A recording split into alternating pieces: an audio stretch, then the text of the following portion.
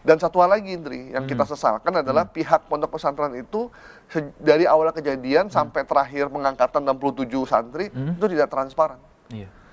Bahkan kita tidak tahu bahwa di dalam itu masih ada 57 orang yang tertimbun. Bahkan Iya, kita iya, di hari keempatnya kita emang masih ada orang. Iya, benar. Karena apa? Karena tidak ada komunikasi, tidak ada public relation dari pondok pesantren untuk menyampaikan siapa aja yang di dalam, berapa Update-nya, orang, namanya update-nya, siapa, gitu, ya kan? menunjukkan kepedulian. Dan ini sama, kita nggak ngelihat adanya kepedulian, soalnya ngasih santunan itu pun dibalikin oleh orang tua. Jadi tidak transparannya dari awal. Kita menyayangkan hal Menyayangkan itu. itu.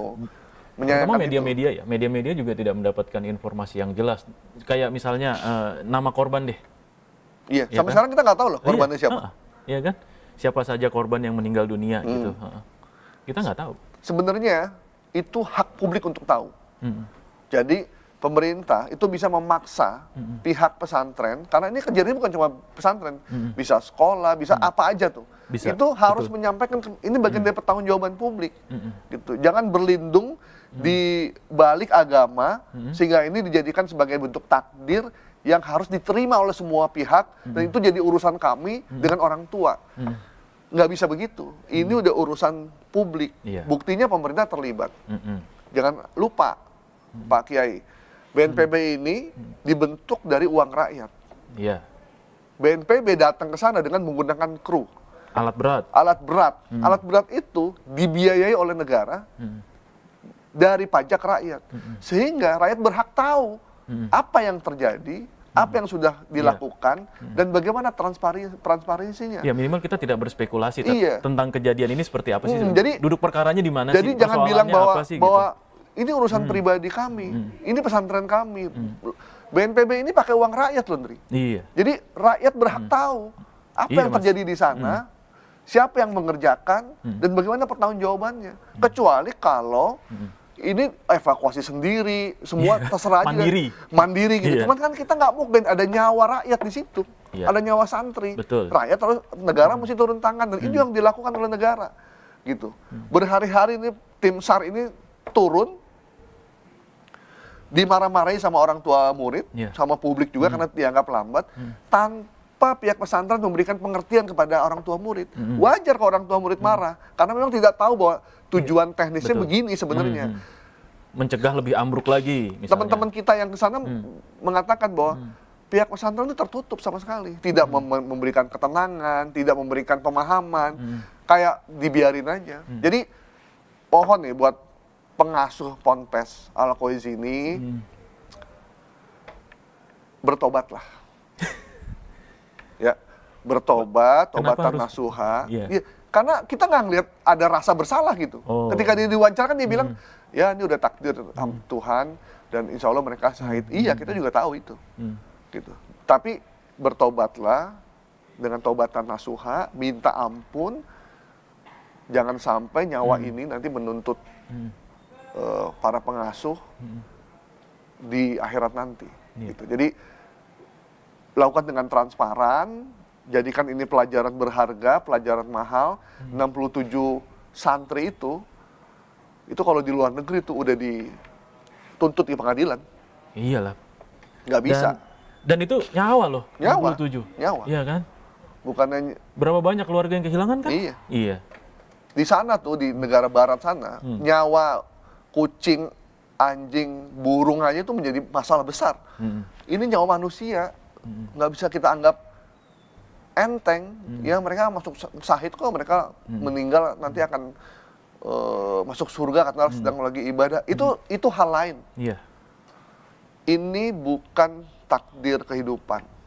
Ini adalah sebuah kelalaian dan kegagalan konstruksi yang dibangun dengan abai, tanpa perhitungan, dan menggampangkan. Seolah-olah gedung ini menjadi gedung swadaya yang dibangun oleh santri, padahal ancaman dan bahayanya itu luar biasa buat mereka. Betul. Jadi tolong ini jadi perhatian. Ya memang banyak ya pertimbangannya ya. Benar tadi Mas Gaib. Artinya memang pertanggungjawaban itu penting. Kenapa? Karena ini juga menjadi menjadi pelajaran tadi yang disampaikan ya. Menjadi pelajaran buat mungkin pondok pesantren lain untuk benar-benar memikirkan itu gitu. Ya. Dan ini kan hal-hal yang mungkin ya tadi mungkin bisa dibilang abai atau mungkin bisa dianggap oh ini kan cuma bangunan biasa gitu. Tetapi kalau rubuh tiba-tiba seperti itu kan itu jadi hal yang merugikan gitu ya kan. Kalau misalkan bangun lapangan badminton, ya itu masih oke lah. Itu oke lah karena apa sih badminton cuma modal net, betul, modal lapangan basket atau lapangan pedal kalau misalnya emang pengen lebih maju lagi atau lapangan futsal. Tapi kan ini bangunan di aturannya juga ada bikin bangunan itu mesti izin, mesti ada IMB-nya supaya bagian dari pertanggungjawaban. Ya tadi kan disampaikan juga sama BNPB ya bahwa kekhawatirannya adalah bangunan-bangunan di sekitarnya, gitu, ya kan? Dengan bangunan yang baru ini ambruk, bangunan-bangunan di sekitarnya apa? Dikhawatirkan mereka akan juga bangun hal yang sama sebenarnya, cuman belum kejadian aja. Nah itu yang ngerinya kan gitu, ya kan? Nah terus kemudian kan pembangunan gedung yang bertingkat itu kan butuh fondasi yang menggali lagi tanah ke dalam kan, gitu, ya kan? Dengan fondasi yang harusnya lebih kokoh gitu. Nah kalau fondasi ketemu fondasi gitu, nah kemudian ini rubuh gitu kan, berarti kan mengancam fondasi bangunan-bangunan yang ada di sekitarnya. Benar. Gitu. Dan ini kan ngeri juga gitu artinya. Ya artinya sekarang berarti kegiatan belajar mengajarnya pun juga harus dihentikan dulu sementara gitu kan. Dan mungkin operasional pondok pesantrennya pun juga harus stop gitu sampai benar-benar dipastikan bahwa bangunannya aman semuanya kan gitu. Lebih baik sih begitu daripada nanti terulang lagi, nanti nyawa melayang lagi. Mungkin kita belum merasakan kehilangan anak ya. Jangan sampai. Saya punya teman ada kehilangan anak yang masih SD. Dia bilang itu rasanya kayak nyawa lepas dari badan, dia bilang. Orang yang tiap hari dia temuin, tiap bangun pagi dia lihat anaknya, terus tiap sekolah dia antar ke sekolah, dia tahu waktu masa kecilnya, terus tiba-tiba dia balik pulang, dijemput, tiba-tiba udah nggak ada. Yang kita lihat cuma bayangannya, bajunya, sepatunya itu. Berapa lama menghilangkan beban berat itu? Setahun dia bilang. Trauma juga kan? Setahun. Setahun itu dia nggak kuat ngelihat anak yang umurannya sama anaknya. Tiap ada lihat anak, harusnya anak gua udah seumur ini. Harusnya anak gua udah seumur ini. Apalagi itu anak satu-satunya, itu kehilangan yang luar biasa. Jadi dan kadang kita orang tua juga kan ngelihat kalau misalnya kehilangan anak kan pasti kita mikirnya lebih baik kita lah gitu, yang gantiin anak. Iya kan? Jadi terlepas dari bahwa anak itu nanti akan bawa syafaat sama orang tuanya karena dia masih di bawah umur misalkan, masih belum balik, dia akan langsung mendapatkan tempat di surga, itu lain soal Pak. Tapi mulailah dari sekarang kita mulai menghargai nyawa anak manusia.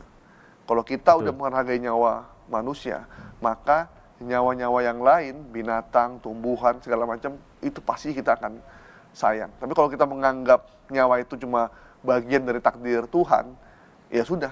Ngapain kita nyuruh anak ke sekolah? Biarnya anak kita bodoh, toh itu takdir Tuhan. Bodoh itu bukan takdir Tuhan, bodoh itu adalah pilihan. Jadi kalau kita mau bodoh ya pilihan kita, mau kita pinter ya pilihan kita juga. Jadi hargailah nyawa. Mulailah para pengasuh pondok pesantren menghargai para santrinya dengan setinggi-tingginya. Menyayangi seperti anaknya sendiri. Cocok. Iya kan? Ya, karena kalau dengan cara yang seperti itu otomatis nggak akan mungkin tega gitu melihat kejadian-kejadian yang semacam ini. Dan mudah-mudahan ini bukan angan tai ayam ya. Lagi rame, tiba-tiba semua pesantren disidak, tapi setelah pemberitaannya selesai, ya udah, cuman sekedar buat nyenengin presiden, setelah itu udah, begini lagi. Nanti kejadian lagi, baru kita rame lagi. Kita nggak berharap itu terjadi. Dan evakuasi sudah ditutup ya hari ini ya? Dan persis hari ini proses evakuasi selesai, artinya memang ini tinggal menunggu proses selanjutnya. Yang kita nggak tahu nih proses selanjutnya apa? Proses selanjutnya? Ya mungkin ada identifikasi dan segala macam yang masih belum ya? Masih belum, terus membersihkan tempat di lokasi, melihat, menyeleksi gedung-gedung ini layak atau tidak. Kalau nggak layak, rubuhin udah. Nggak ada urusan, nggak enak, ini nggak. Masjid pun kalau memang masjid itu tidak layak, ya udah dirubuhin dulu, nanti dibangun ulang. Daripada nanti menimbulkan jamaah. Ada yang bilang, oh nggak apa-apa, kalau misalnya rubuh, toh dia lagi sholat masuk surga. Malih, nyawa itu harus dijaga.